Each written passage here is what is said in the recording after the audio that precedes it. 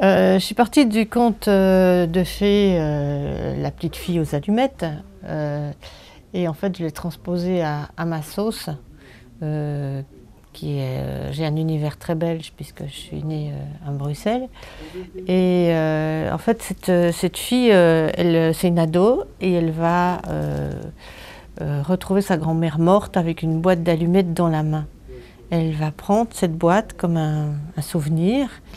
Et la première fois qu'elle va craquer une allumette, elle va voir un flash, une vision, elle va voir un crime lié à un conte de fées. Et le lendemain, elle va le lire dans les journaux. Et ça commence comme ça. Et donc, il y a toute une intrigue, mais en même temps, il y a un côté très humour noir aussi. Parce que j'aime beaucoup le sens de la dérision, j'aime bien m'amuser. Et il y a Mémé Cornemuse qui était déjà dans les vacances d'un serial killer, qui est une espèce de mélange entre Madalton et Carmen Cru, qui est une cougar aussi, et qui se fait engager dans le commissariat de police et qui va flanquer un pataquès, c'est pas possible. Et puis elle tue comme elle joue au tricot, voilà, elle n'a pas de problème avec ça. Et donc il y a deux flics atypiques, il y en a un qui collectionne des choses bizarres, un peu comme ici, et il y en a un autre qui est travelot la nuit pour arrondir ses fins de mois, parce que les flics ne gagnent pas beaucoup d'argent, et ça lui permet de glaner des tas de renseignements, quoi. Voilà.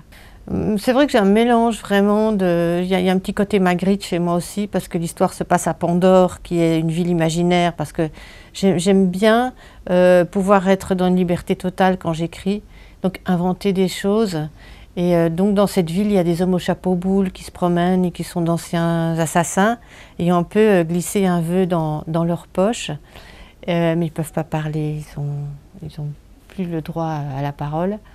Et ils errent comme des fantômes dans les rues la nuit.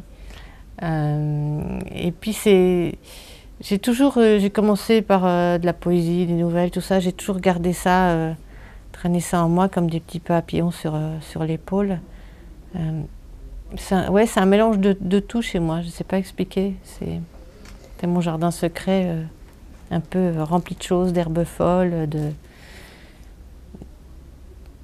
Les contes ont vraiment influencé mon enfance. D'ailleurs, j'ai l'impression que j'en suis jamais sortie, mais je crois que je crois que c'est Jean Rostand qui disait une fois passé l'enfance, on devrait savoir une fois pour toutes que rien n'est sérieux dans la vie.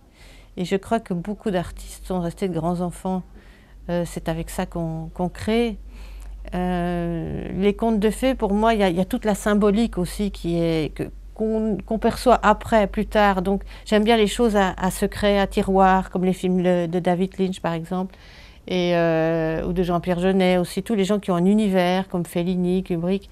Et il y a des choses qu'on voit d'une façon quand on lit pour la première fois, et puis après, si on relit, on va voir des tas de petites choses cachées derrière, il y a une autre nourriture, et j'aime bien ça.